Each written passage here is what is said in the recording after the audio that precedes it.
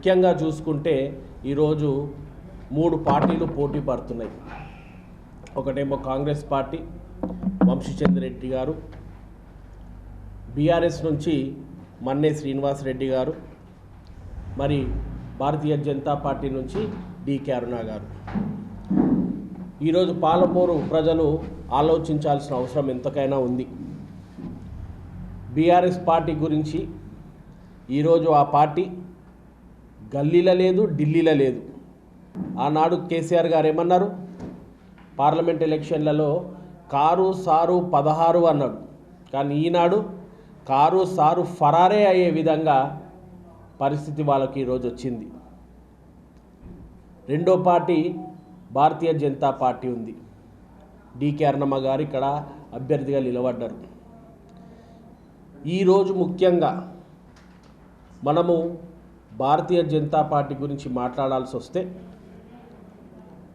వాళ్ళ గురించి, అక్కడున్న నాయకత్వం గురించి, ఈ రాష్ట్రంలో ఉన్న నాయకత్వం గురించి వాళ్ళకు వాళ్ళే చాలు. ఎందుకంటే పార్టీ ఈ యొక్క రాష్ట్రంలో అభివృద్ధి చెందాలంటే ఆ ఒక్క నాయకులే వాళ్ళలో వాళ్ళే చాలు పార్టీ ఇక్కడ ఎదగకుండా ఉండడానికి. 12 అభ్యర్థులను బయటికెళ్ళి అవుట్సోర్స్ చేసుకొని ఎంపీ అభ్యర్థులుగా నిలబడాల్సిన అవసరం ఏమున్నది? ఎందుకు వచ్చింది? ఆ రోజు పోడు భూముల కోసం గుర్రంపోడు తాండవయ్యి కార్యకర్తలు పోరాటం చేస్తే 50 మంది కార్యకర్తలను 40 రోజులు జైల్లో పెట్టిన స్థానిక ఎమ్మెల్యే ఆనాడు సైదిరెడ్డి. అలాంటి సైదిరెడ్డిని తెచ్చి ఈరోజు ఎంపీ టికెట్ ఇవ్వడం జరిగింది. ఎక్కడ పోయింది భారతీయ జనతా పార్టీ సిద్ధాంతం అని చెప్పి నేను అడుగుతున్నా. మరి పార్టీకి నరేంద్ర మోడీ వేవ్ ఉంది, పార్టీలో దేశవ్యాప్తంగా బీజేపీ వేవ్ ఉందని చెప్పుకునే వీళ్ళు 15 మంది కంటెస్టెడ్ ఎమ్మెల్యే అభ్యర్థులు, 15 మంది కంటెస్టెడ్ ఎమ్మెల్యే అభ్యర్థులు మరి పార్టీ మారాల్సిన అవసరం ఎందుకు వచ్చింది? వీటి గురించి మీరు ఆలోచన చేయాలని చెప్పి ప్రజలను అడగదలుచుకున్నా. ఎందుకంటే ఇక్కడున్న నాయకత్వం ఏ విధంగా అయితే ఉందో వారి యొక్క స్వలాభం కోసం, వారి యొక్క వ్యక్తిగత ప్రయోజనాల కోసం, వాళ్ళ ఒక రాజకీయ ఎదుగుదల కోసం పార్టీని ఇక్కడ ముందు పడనిస్తలేరు, పార్టీని తెలంగాణలో డెవలప్ కానిస్తలేరు. ఇవన్నీ తెలుసుకొనే, ఎందుకంటే కొంచెము పార్టీలో పనిచేసిన తీరు కానీ, ఆలోచన చేసిన తీరు కానీ మేము దగ్గరుండి చూసిన వాళ్ళం కాబట్టి ఈ యొక్క ప్రశ్నలను అడుగుతున్నాం. ఈరోజు కాంగ్రెస్ అభ్యర్థి అయిన చెల్లా వంశీచంద్ర రెడ్డి గారు చదువుకున్నవారు, యువకుడు, ప్రజల మధ్యలోనే ఉండి ప్రజల కోసం పోరాడే వ్యక్తి. ఈరోజు పార్లమెంట్లో కూడా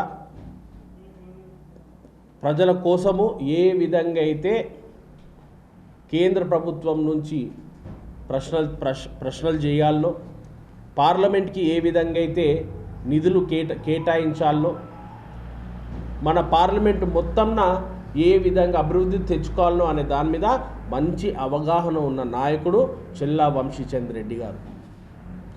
ఆయన ఈరోజు గెలవడం మనకు చాలా అవసరం. ఎందుకంటే మనము మన రాష్ట్ర ప్రభుత్వంగా కాంగ్రెస్ పార్టీ ముఖ్యమంత్రిగా మన పాలమూరు బిడ్డ గౌరవనీయులు రేవంత్ రెడ్డి గారిని ఎన్నుకోవడం జరిగింది. ఈ యొక్క పార్లమెంటు కూడా తన సొంత జిల్లా రేవంత్ రెడ్డి గారిది. నాగర్ కర్నూలు పార్లమెంట్ కానీ, లేకపోతే మన మహబూబ్ నగర్ పార్లమెంట్ కానీ ఉమ్మడి జిల్లా.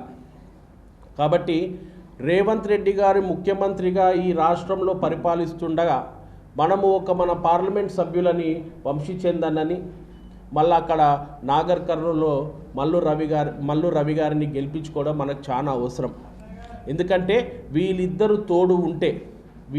తోడు ఉంటే కేంద్రంకి వెళ్ళే వచ్చే నిధులు, రాష్ట్రంలోకి వెళ్ళే వచ్చే శాంక్షన్లు మనకు డబల్ ఇంజన్ సర్కార్ అని వాళ్ళు ఏదో చెప్పుకున్నా కానీ నిజంగా డబల్ ట్రిపుల్ ఇంజన్ సర్కార్గా వేగంగా మన పాలమూరులో అభివృద్ధి జరుగుతాయి. మరి కాంగ్రెస్ పార్టీ పార్లమెంట్ సభ్యులు అభ్యర్థి అయిన వంశీచంద్ర రెడ్డి గారిని యువకులు ముఖ్యంగా ఫస్ట్ టైం ఓటర్స్కి కూడా ఒక విజ్ఞప్తి, మన కోసము ఏ ఇబ్బంది ఉన్నా, మన పాలమూరులో ఎలాంటి అరాచకాలున్నా మన కోసము పలికే నాయకులు మనకు కావాలి. కానీ ఎక్కడనో ఢిల్లీలో కూర్చొని మేము వస్తామమ్మా చూస్తామమ్మా అని చెప్పే నాయకులు మనకు అవసరమా అని చెప్పి నేను అడుగుతున్నా. ఈరోజు రేవంత్ అన్నకు తోడుగా మనం వంశీచంద్ అన్నని ఇద్దాం.